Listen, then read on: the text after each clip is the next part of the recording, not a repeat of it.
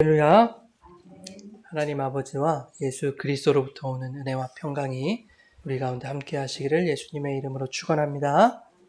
아멘. 오늘은 예수를 깊이 생각하라 라고 하는 제목으로 말씀의 은혜를 나누겠습니다. 여러분, 아돌프 아이히만이라는 이름을 들어보셨을 겁니다. 그는 나치의 유대인 학살을 주도한 전범 중에 한 사람입니다. 나치 친위대 중령까지 지낸 고위 관료입니다. 그는 전자제품 판매원과 정유회사에서 일하는 등 지극히 평범한 삶을 살았던 사람입니다. 어느 날 아버지 친구의 권유로 나치당에 가입을 하게 됐고 얼마 지나지 않아서 친위대원으로 이렇게 뽑히게 되었습니다. 그가 나치에 가입한 특별한 이유는 없었습니다. 그저 더 나은 그 미래를 위해서 그냥 그는 열심히 살았던 것뿐입니다. 그러다가 보안국의 유대인 담당을 맡게 되면서 그의 인생의 전환점을 맞게 됩니다. 그때부터 승승장구하게 됩니다. 1942년 1월 베를린의 근교에 있는 반제라는 장소에서 나치 고위 관료들이 모여서 회의를 합니다. 아이히만은 회의록을 작성하는 비서로 참석을 하게 됩니다. 이 반제 회의에서 고위 관료들이 유대인 문제의 마지막 해결책에 대한 계획을 세웁니다. 이 마지막 해결책이라는 것은 전쟁할 때 작전명 같은 거예요. 이 마지막 해결책에 대한 계획을 세우는데 이 마지막 해결책이라는 것이 사실상 유대인 대학살, 홀로코스트를 의미하는 것입니다. 그런데 아이만이 마지막 해결책을 집행하는 수송부서의 책임자가 되었습니다. 유대인을 식별해내고 그들을 집결시켜서 마지막 집단 수용소까지 수송하는 일에 모든 책임자가 된 거예요. 아이만은 수용소에 도착한 유대인들이 모두 학살될 것이라는 것을 알고 있었습니다. 그런데 역설적이긴 합니다만은 아이만은 그 일을 아주 완벽하게 소화해냅니다. 너무 일을 잘해서 2년 동안 500만 명 이상을 수송하는 큰 업적을 이루어냅니다. 독일 입장에서 보면 그런 거예요. 독일이 2차 세계대전에서 패하자 아이히만은 15년 동안 아르헨티나에 숨어 지냅니다. 신분을 세탁하고 그게 숨어 지내는데 그러다가 이스라엘 정보기관 모사드에 의해서 발각을 당합니다. 그렇게 이스라엘로 끌려와서 이제 법정에 서게 되는 거예요. 근데 이 재판은 전 세계 37개국에 생중계되었는데 아이히만을 본 사람들이 충격을 금치 못했다고 해요. 왜냐하니까 수백만 명의 유대인을 죽음으로 몰아넣은 장본인이다라고 하기에는 그들이 생각했던 상상했던 만큼 흉악한 얼굴이 아니었던 거예요. 너무나 평범한 옆집 아저씨의 얼굴을 하고 있더라 하는 것입니다. 그런데 법정에 선 이 아이만은 자신의 죄를 인정하지 않았습니다. 자신은 죽이라고 한 적이 한 번도 없다는 거예요. 그리고 자기 손으로 단 한 사람도 죽이지 않았다는 겁니다. 그러니 나는 무죄이다. 자신은 그저 배달부에 불과하며 히틀러와 다른 상급자들의 지시에 무엇 하나 더하거나 빼지도 않고 성실히 그 명령에 수행했다. 임무를 다한 것밖에 없다. 이렇게 주장했습니다. 수백만 명의 죽음을 방관하고 심지어 가스실이 달린 열차를 고아내는 그 아이만에게 이렇게 질문합니다. 당신은 일말의 양심의 가책도 느끼지 못하는가? 그러자 이렇게 대답하죠. 월급을 받으면서도 주어진 일을 열심히 하지 않았다면 양심의 가책을 받았을 것입니다. 양심의 가책 못 느낀다는 거예요. 열심히 일했다는 겁니다. 심지어 그는 나는 웃으며 죽을 수 있다고까지 떳떳하게 당당하게 그렇게 말을 했습니다. 여러분, 우리는 이런 사람 보면 분명히 정신이 좀 이상한 사람일 것이다. 사이코패스일 것이다. 이렇게 생각을 할 겁니다. 그런데 6명의 전문가가 붙어서 검사를 했더니 지극히 정상이었습니다. 어떤 전문의는 이렇게 얘기했습니다. 아이히만은 오히려 나보다 또렷한 정신을 가지고 있다. 이 재판이 8개월 동안 지속됐는데요. 이 지루한 재판을 끝까지 지켜본 철학자 한나 아렌트라는 여인이 있었습니다. 이 여인이 아이히만에 대해서 이렇게 말합니다. 그는 아주 근면한 인간이다. 그리고 이런 근면성 자체는 결코 범죄가 아니다. 그러나 그가 유죄인 명백한 이유는 무사유 때문이다. 여러분, 사유라고 하는 것은 어떠한 대상을 두루 생각하는 어떤 이 지적 활동, 이성 활동을 말합니다. 생각하는 것. 무사유라고 하는 것은 뭡니까? 생각 없이 사는 거예요. 판단의 능력을 상실한 겁니다. 아이만이 그렇더라. 그게 그의 죄명이다. 그녀는 또 이렇게 강조합니다. 타인의 고통을 헤아릴 줄 모르는 그런 생각의 무능은 말하기의 무능과 행동의 무능을 낳는다. 여러분, 제대로 생각하고 판단하지 못하면 말과 행동이 다 무너지는 거죠. 아이만에게 이제 사형이 선고되는데요. 사형 집행 전에 이렇게 머리에 두건 같은 거 쓰잖아요. 근데 그것도 다 거부합니다. 그리고 전혀 흔들림 없는 꼿꼿한 걸음걸이로 당당하게 형장으로 들어가는 거예요. 그가 마지막 남긴 유언입니다. 나는 전쟁의 규칙과 정부에 복종했을 뿐이다. 나는 준비되었다. 모든 사람이 그러하듯이 우리는 곧 다시 만날 것이다. 나는 신을 믿으며 죽는다. 이렇게 말해요. 정신적으로도 아무런 문제가 없는 이 평범했던 옆집 아저씨 같은 사람, 자신의 책임과 맡겨진 일에 최선을 다하고 규칙과 정부의 명령에 충성했던 이 아이 희만, 형장의 이슬로 사라지는 순간에 그의 입에서 나온 말이 나는 신을 믿는다 였습니다. 무슨 의미냐면 지금 내가 죽지만 내가 믿는 나의 신은 내 억울함을 신원해 주실 것이고 무죄한 나를 살려낼 것이다 라는 그런 의미가 그 안에 숨어 있는 거예요. 여러분, 아이만은 사형 선고 후에 윌리엄 홀이라고 하는 목사님과 14차례에 걸쳐서 면담을 했습니다. 그런데 그 면담에서 아이만은 예수 그리스도에 대한 믿음을 공개적으로 거부했습니다. 부정했어요. 자기는 죄도 없고 후회도 하지 않는다. 예수가 죄인들을 위해 죽었다는 것도 난 믿지 않는다. 그러면서 나는 자연과 철학자들의 글을 통해서 하나님을 알게 되었다. 라고 말합니다. 아이 힘만이 말하는 신이라고 하는 것은 우리가 말하는 그 하나님이 아닌 거예요. 나는 신을 믿으며 죽는다 해서 그 신은 자기가 만든 하나님입니다. 신념이라는 하나님입니다. 여러분, 신념이라는 것은 이렇게 무섭습니다.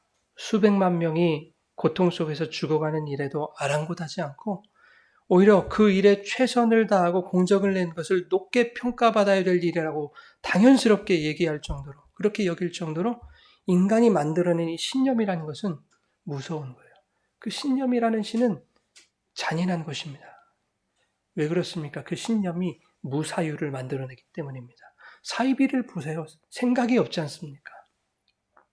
한나 아렌트가 아이만의 재판 과정을 담아서 이제 책을 하나 쓰는데 그 책의 제목이 예루살렘의 아이히만이라고 하는 책입니다. 거기서 악의 평범성이라는 표현을 썼어요. 그런데 이것은 악이라는 것이 사이코패스와 같은 특정한 사람들, 흉악범들에게서만 나오는 것이 아니라 지극히 평범해 보이는 우리의 이웃들, 그리고 우리들에게서도 나타날 수 있다. 악은 평범하다는 가면을 쓰고 언제든지 우리 주변에서 나타날 수 있다. 그 악이 바로 나일 수도 있다. 라고 하는 것을 말하고 있습니다. 그래서 이 책의 제목, 예루살렘의 아이히만을 인용해서 제가 오늘 말씀 제목을 교회의 아이히만으로 하려다가 고쳤어요. 참았어요. 혼날까봐. 여러분, 교회 안에도, 우리 가정 안에도, 그리고 우리 직장 안에도, 우리 주변에도 평범한 아이히만들이 있을 수 있는 것이고요.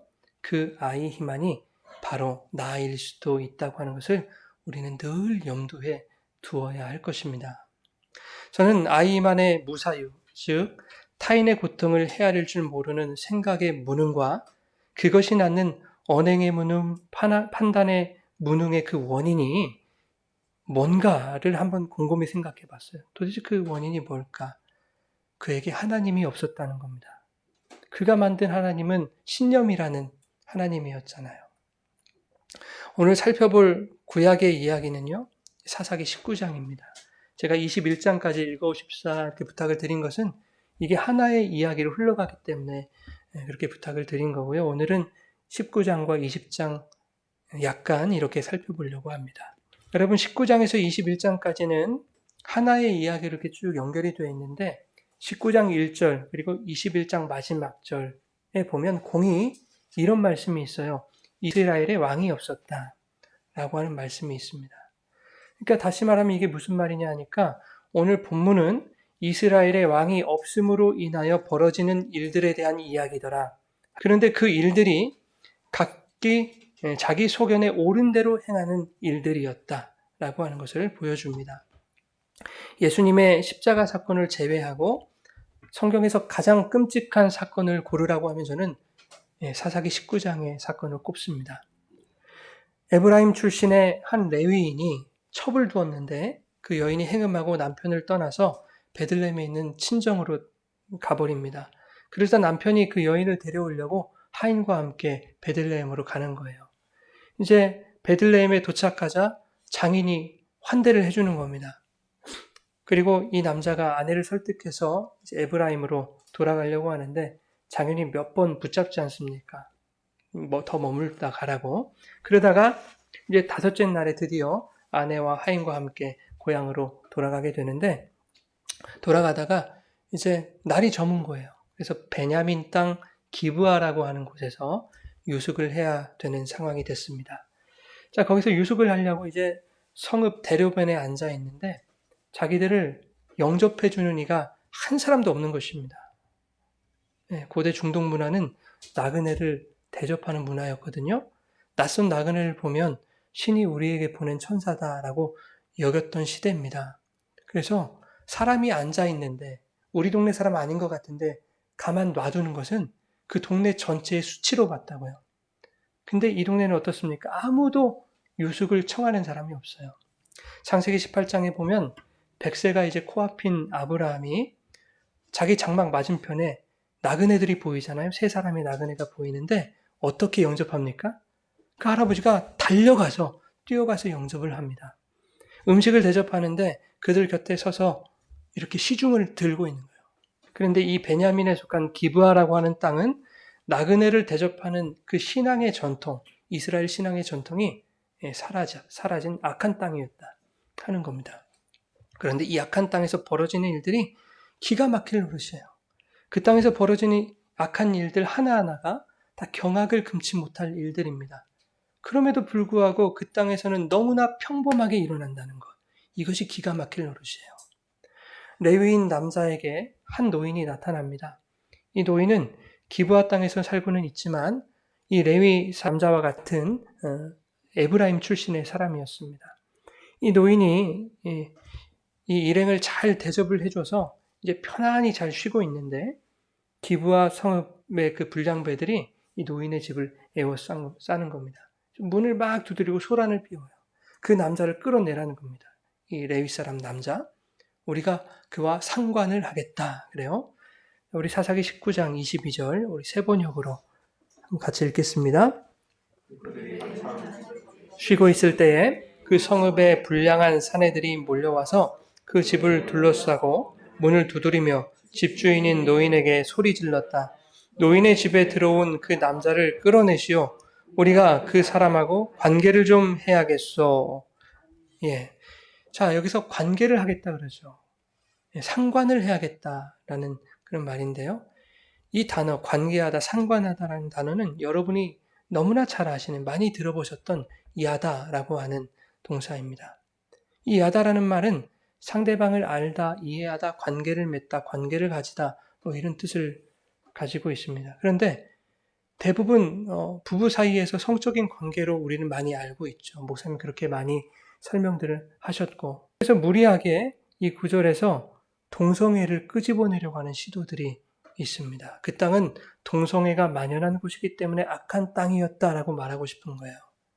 물론 이 동성애, 성적인 의미가 조금도 가미되지 않았다고는 명확하게 제가 말씀드릴 수는 없습니다만은 오늘 본문에서 우리가 생각해야 될 것은 그 일부분이 아닙니다. 죄의 평범성, 죄의 보편성을 우리는 여기서 봐야 되는 거예요. 여러분 영화나 드라마를 보면 우리 깍두기 형님들이 남자 하나를 앉혀놓고 뭐라고 합니까? 내가 오늘 너 예뻐해 줄게. 그래요. 그러면 동성애를 맺자는 것입니까? 아니죠. 오늘 너 나한테 죽었어. 내가 너를 손봐 줄게. 이런 뜻 아니겠어요? 예. 그러니까 본문에서 불량배들이 그 남자를 상관하겠다고 말하고 있는 것은 동성애적인 것을 넘어서 포괄적인 의미의 폭력을 나타내고 있더라 하는 겁니다. 그렇게 넓은 의미에서의 악이 보편적으로 평범하게 일어나는 땅이 바로 기브아라고 하는 땅이었다 하는 것을 말하고 있어요.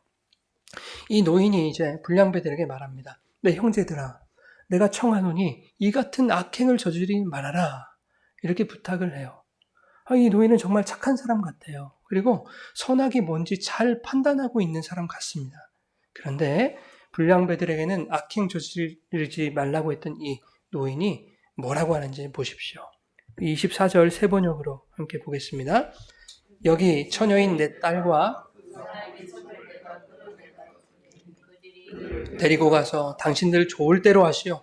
그러나 이 남자에게만은 그런 수치스러운 일을 하지 마시오. 예, 여러분, 이게 아빠입니까? 결혼도 하지 않은 자기 딸, 처녀딸을 줄 테니 니들 마음대로 하시오. 아빠가 아니죠. 이건 괴물이죠. 그죠? 자기의 신념을 지키기 위해서는 딸도 필요 없는 거예요. 이 노인, 나그네를 선대할 줄 아는 착한 사람 맞습니까? 아니라는 거예요, 여러분. 자기 딸은 그렇다 쳐도 어떻게 다른 사람의 아내까지도 자기 마음대로 내주겠다고 말을 합니까? 생각이 없는 거예요. 사유가 없는 거예요. 그런 생각과 판단과 말과 행동이 너무나 평범하게 받아들여지는 땅이었던 거죠. 선과 악, 그리고 옳음과 그름을 판단하는 기준이 뭐였어요? 자기 소견입니다. 자기 소견. 더 화가 나는 것은 생판 처음 보는 노인네가 불량배들에게 자기 아내 주겠다고 하는데 분노하지 않는 남편의 반응. 그것보다 더 화가 나는 것은 불량배들이 노인의 말을 들으려 하지 않자 이 남자가 자기 아내를 불량배들에게 내줬다라고 하는 겁니다. 아니 거기 자기 종도 있었다고요. 근데 종만도 못한 거예요, 아내가. 종도 내어줘서는 안 됐겠지만. 이 여인이 밤새도록 윤간을 당합니다. 동이틀쯤에 이제 남편이 있는 노인의 집 대문에 엎드려져서는 날이 밝기까지 그러고 있는 거예요. 그러다 결국 죽음을 맞습니다. 만약 남편이 그 여인을 기다리고 서 있었다면 여인은 죽지 않았을 수도 있었을 거예요. 근데 이 남편이라는 작자가요, 그 와중에 잠을 잡니다. 잠을. 27절과 28절 우리 함께 보겠습니다. 그의 주인이 일찍이 일어나 집문을 열고 떠나고자 하더니 엎드려져 있고 그의 두 손이 문지방에 있는 걸 보고 그에게 이르되 일어나라 우리가 떠나가자 하나 아무 대답이 없는지라. 이에 그의 시체를 나귀에 싣고 행하여 자기 곳에 돌아가서. 그의 주인이, 그의 남편이 일찍 일어났다 그러죠. 날새도록 쿨쿨 잠을 잔 거예요, 여러분. 어떻게 그럴 수 있습니까? 아내가 문 앞에 쓰러져 있잖아요. 문 앞에 이렇게 엎드려져 있어요. 두 손을 문지방에 이렇게 올려놓고 있어요. 이게 뭐냐면 문을 두드리고 싶은데 그만한 힘조차도 없었던 거예요. 그런데 그런 사람에게 한다는 말이 일어나 가게 이러고 있는 거예요. 제정신입니까, 여러분? 그것도 모자라서 그 아내의 시체를 12토막을 내다가 이스라엘 12지파에게 한 토막씩 다 이렇게 보내는 엽기적인 행각을 벌입니다. 29절에 나오죠. 여러분 나중에 보시면 아시겠지만 이 엽기적인 행위를 자기 자신의 정당성을 입증하는 수단으로 이 남편을 사용합니다. 도무지 정상적인 생각과 판단이 불가능한 사람 같아요. 정신적으로 문제가 있어 보이는 것 같아요. 마치 사이코패스 같아요. 그런데 더 충격적인 것은 토막난 시체를 받아본 이스라엘 각 지파의 반응입니다. 물론 시체를 받아보고 놀라기는 했습니다. 그런데 이 시체를 장사 지내지 않고 토막을 내서 시신을 훼손한 이 죄에 대해서 묻고 있는 사람이 아무도 없다는 거예요. 더군다나 이 남편은 레위 사람이었는데 레위 사람은 거룩한 일을 행하는 사람들이잖아요. 20장에 보면 이스라엘 모든 지파가 이제 미스바에 모여요. 모여서 이 남편이라는 작자를 불러다가 야, 그거 어떻게 된 일이야? 이게 물어보고 설명을 듣고 있는 거예요. 혼내는 사람이 아무도 없어요. 그러니까 집단적으로 정신적인 문제가 있어 보입니다. 우리의 생각에는. 그러나 여러분, 아이히만도 정신적으로 전혀 문제가 없었던 사람이라는 것을 여러분 기억하셔야 돼요. 지금 미스바에 모인 사람들도 정신적으로 아무 문제가 없는 사람들이에요. 이때 이 남편이란 사람이 어떻게 말하는지 보세요. 사사기 20장 5절과 6절입니다. 그날 밤에 기브아 사람들이 몰려와서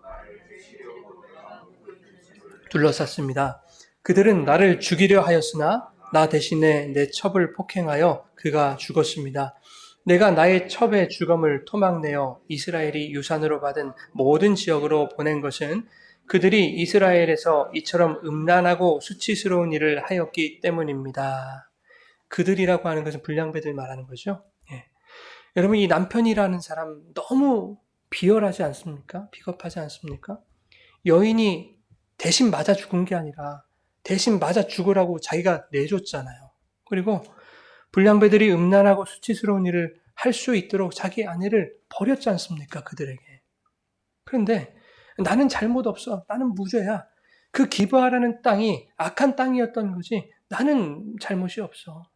그 땅의 풍속이 그러했고 그 땅의 기운이 그러했기 때문에 나는 그 악한 땅의 분위기를 탄 것뿐이야.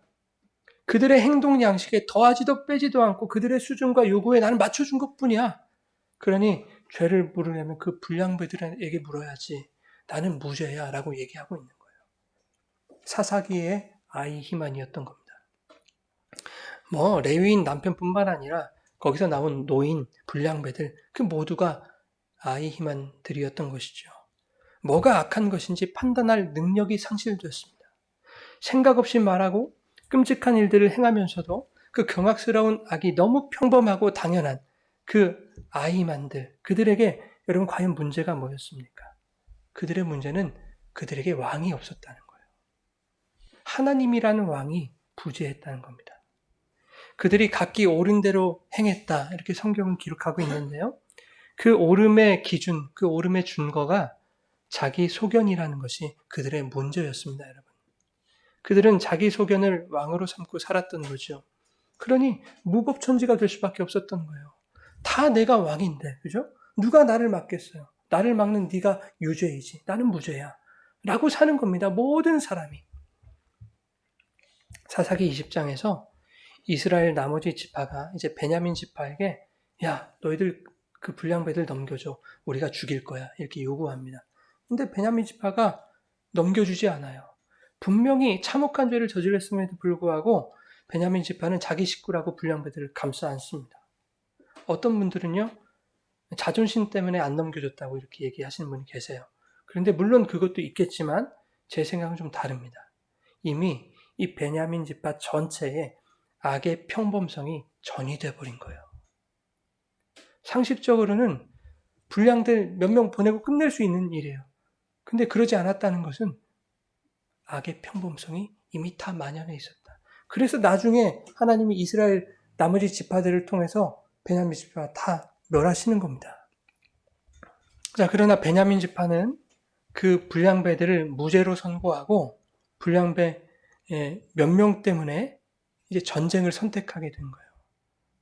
내 소견이 옳고 내가 왕인데 누가 나를 반대해?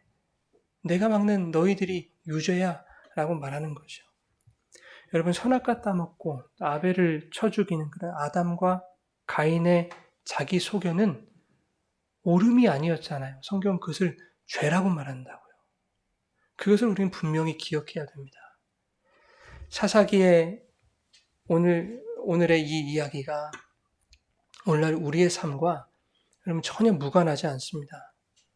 도무지 인간의 양심이라는 것이 있나 싶을 정도로 그렇게 악랄한 인간들이 오늘날에도 있고요.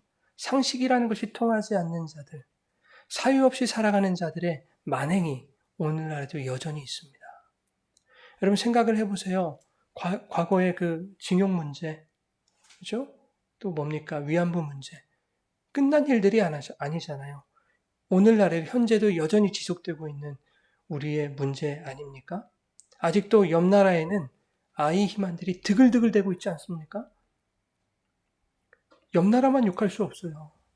건물이 붕괴되었고 많은 사람들이 희생을 당했어요. 그런데 우리는 합법적으로 했다고, 우리는 무죄라고, 우리 잘못이 아니라고 그렇게 숨기고 피해가는 거대 기업들, 그들이 아이 희망들 아닙니까?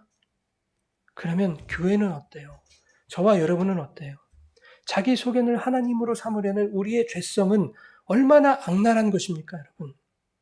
내 소견에 옳은 대로 구하면 하나님이 주실 거야.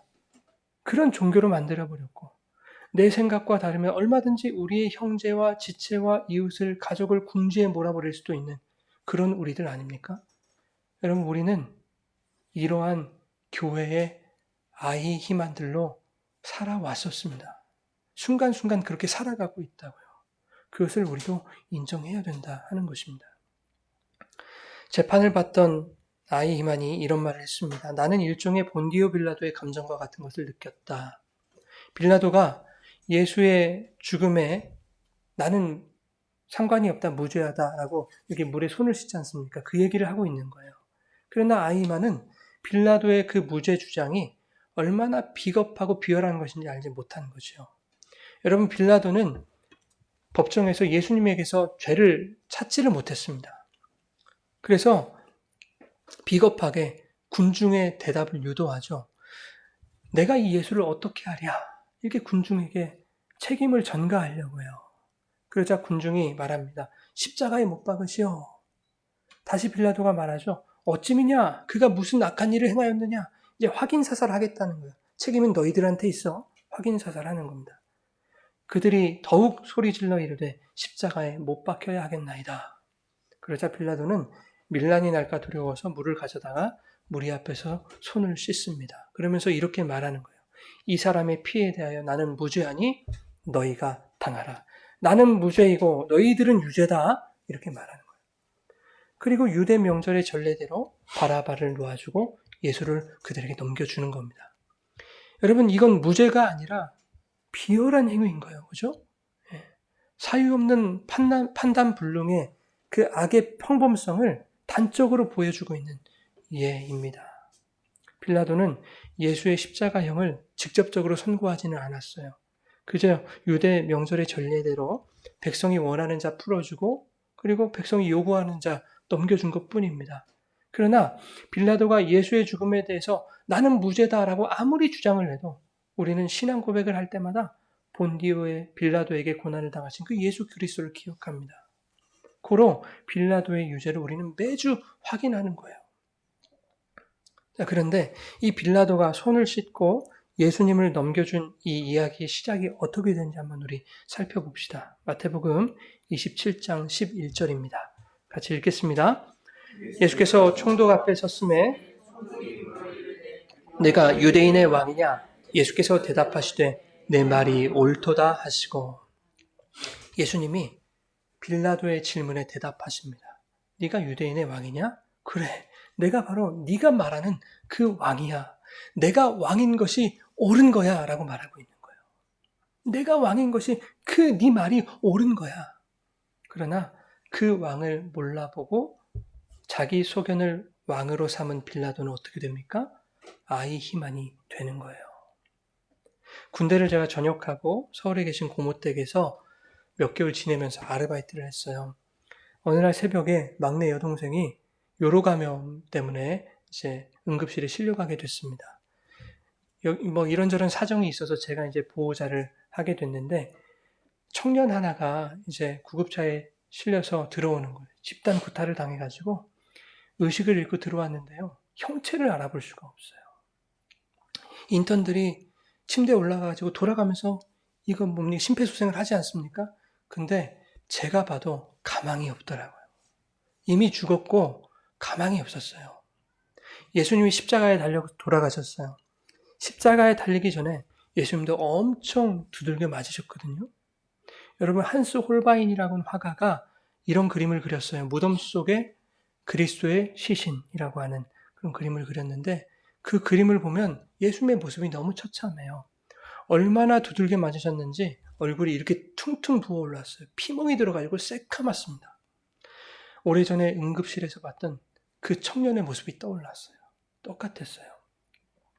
여러분, 제가 만약에 십자가에 달려 죽으신 그 예수의 시신을 제 눈으로 직접 보았다면 그분이 다시 살아나실 거라는 기대를 저는 하지 못했을 겁니다. 그 청년을 봤을 때 그 느낌을 가졌을까요? 아, 가망 없다. 라고 생각했을 거예요. 그런데 예수님의 시신을 수습한 사람들이 있어요. 아리마대 요셉과 니고데모였습니다. 우리 오늘 복음서 본문 누가복음 말씀 같이 읽겠습니다. 공회 의원으로 선하고 의로운 요셉이라 하는 사람이 있으니 그들의 결의와 행사에 찬송하지 아니한 자라. 그는 유대인의 동네 아리마대 사람이요 하나님의 나라를 기다리는 자라. 그가 빌라도에게 가서 예수의 시체를 달라 하여 이를 내려 세마포로 싸고 아직 사람을 장사한 일이 없는 바위에 판 무덤에 넣어두니. 아멘. 우리 요한복음 19장 39절도 읽겠습니다. 일찍이 예수께 니고데모 되어 모략과 침향 섞은 것을 100리트라쯤 가지고 온지라.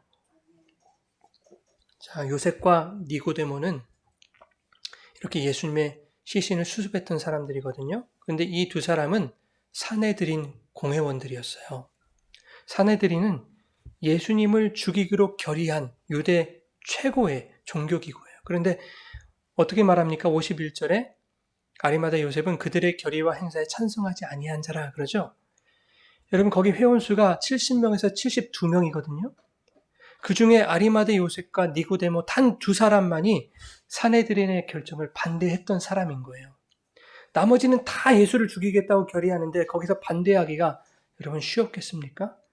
어려웠을 거예요. 반제회의 기억하시죠? 그 반제회의에서 나치의 지도자들이 유대인에 대한 마지막 해결책을 홀로코스트로 결정했던 것처럼 사내들인 그 회의에서는 예수에 대한 마지막 해결책으로 십자가 처형을 결정했다고요. 그런데 아이 희만이기를 거부하는 두 사람이 나타난 거예요. 이 두 사람에게만큼은 악의 평범성이 통하지 않은 것입니다. 왜요? 예수님이 살아계시든지 돌아가시든지 예수가 그들의 왕임이 분명했기 때문이에요, 여러분. 여러분, 아리마대 요셉도 유대인들이 두려워서 자신이 예수님의 제자라는 걸 숨겼던 적이 있거든요. 니고데모 잘 아시죠? 예수님 만나고 싶었는데 들킬까봐 밤중에 몰래 찾아가지 않습니까? 그런 니고데모였다고요. 예수님이 살아계실 때는 감추고 숨겼던 사람들이 그간 무슨 변화가 있었기에 예수님이 돌아가신 이후에 시신을 요구하고 그 시신을 수습한단 말입니까? 당시 예수님의 죽으심은요, 온 이스라엘 유대의 핫 이슈였다고요. 그래서 그 예수님의 시신을 요구한다는 것, 그것도 빌라도에게 요구한다는 것, 그리고 그 시신을 수습한다는 것은 내 신분을 노출시키겠다는 얘기와 같아요. 그 두 사람이 그러한 용기를 가질 수 있었던 것은 그들에게 부활신앙이 있었기 때문입니다. 이 부활신앙에 대해서 여러분 오해하지 않기를 바라는데요. 제가 말씀드린 이 부활이라고 하는 것은 그들의 눈앞에 놓인 예수의 시체가 다시 살아날 것이라는 기대를 말하고 있는 게 아니에요. 예수님의 시신을 바라보면서 그들은 무슨 생각을 했을까요? 엉망이 된 그 비참한 몰골, 그 주검이 되어 누워있는 예수의 시체를 바라보면서 과연 그분이 살아날 것에 대한 기대를 할 수 있었을까? 저는 없었을 거라고 생각해요. 예수님의 시체를 보면서 오히려 참담함을 느끼며 살아날 가망 없음을 느꼈을지 모르겠어요. 그러면 이 두 사람에게 있어서 부활신앙은 도대체 뭐냔 말이죠. 그것은 예수님의 육체가 다시 살아나든 그렇지 못하든 그것과는 아무 상관이 없는 거예요. 그것은 중요치 않아요. 그들이 예수님을 만나고 그분의 말씀을 듣고 그분을 알아가는 모든 과정들 속에서 그분의 온전하신 뜻이 무엇인지 비로소 이해가 된 거예요. 예수 그리스도와의 온전한 관계가 형성된 거예요. 예수님과 상관한 것입니다. 상관. 여러분, 야다 기억하세요? 불량배들이 그 남자를 상관하겠다고 말했던 그 야다. 여러분, 왕이 없던 자들, 자기 소견을 왕으로 삼는 자들은 사유 없음에서 오는 악의 평범성과 야다를 해요. 관계를 맺어요. 그러나 예수를 왕으로 소유한 자들은 그분이 육체적으로 살아있건 죽어도 상관이 없습니다. 목숨 걸고 악의 평범성을 거부한단 말이에요, 그들은. 아이 희만이기를 거부하는 사람들이에요. 왜? 그 왕이신 예수와 야다가 되었기 때문에, 관계가 되었기 때문에. 그래서 요한복음 12장 25절에 이렇게 말합니다. 자기의 생명을 사랑하는 자는 잃어버릴 것이요. 이 세상에서 자기의 생명을 미워하는 자는 영생하도록 보존하리라. 오늘 서신서 본문에 이 부활신앙의 핵심이 들어있습니다. 히브리서 3장 1절 같이 읽겠습니다. 그러므로 함께 하늘의 부르심을 받은 거룩한 형제들아, 우리가 믿는 도리의 사도시며 대제사장이신 예수를 깊이 생각하라. 아멘. 여러분, 진짜 부활신앙이 뭐냐면 그 예수를 깊이 생각하는 거예요. 예수를 생각하는 것입니다, 여러분. 예수님의 가르침과 말씀, 그분의 삶, 그분의 지혜, 그분의 선택, 그분의 가신 모든 길, 이 모든 예수님의 사유하심을 내 마음 깊이 품고 사는 것, 그것이 부활의 삶이에요.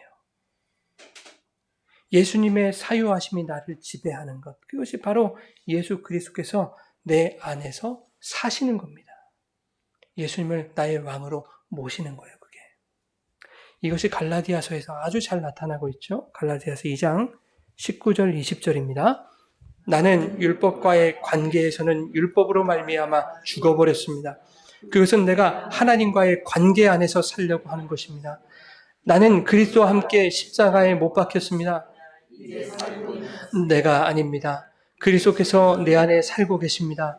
내가 지금 육신 안에서 살고 있는 삶은 나를 사랑하셔서 나를 위하여 자기 몸을 내어주신 하나님의 아들을 믿는 믿음 안에서 살아가는 것입니다. 아멘. 바울은 하나님과의 관계 안에서 살기 위해서 다른 관계 안에서 자신이 죽어버렸다고 표현을 합니다.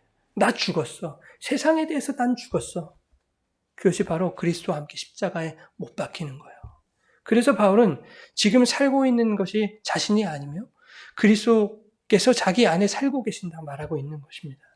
그리스도가 내 안에 사신다라고 하는 이 말은 주를 믿는 그 믿음으로 사는 것이다. 이렇게 바울이 설명하고 있어요. 그런데 이 믿음으로 산다는 것은 바로 예수님의 모든 것이 녹아있는 그분의 사유하심을 가지고 사는 것, 그것을 바로 믿음으로 산다라고 하는 것입니다. 예수님이라면 어떻게 생각하실까? 어떻게 말씀하실까? 어떤 선택을 하실까? 선과 악, 옳음과 그름을 판단했던 나의 소견, 자기의 소견을 끊어버리고 십자가에 달리신 예수 그리스도를 바라보고 깊이 생각하는 것, 그분의 사유하심을 통하여서 생각하고 판단하고 말하고 행동하는 것, 그것이 바로 믿음으로 사는 거예요. 그것이 바로 부활입니다, 여러분. 사랑하는 여러분, 예수를 깊이 생각하지 않으면 우리도 어느새 교회의 아이 힘안들이 될 수 있다는 것을 분명히 기억하십시오. 그리고 예수의 사유하심을 품고 그분을 나의 왕으로 모시고 그렇게 살아갈 수 있는 저와 여러분 되기를 간절히 바랍니다. 그렇게 살아가실 때 세상의 어떠한 악함 속에서도 아리마대 요셉과 니고데모의 그 담대함과 용기로 세상과 맞서 이기게 하실 줄 믿습니다.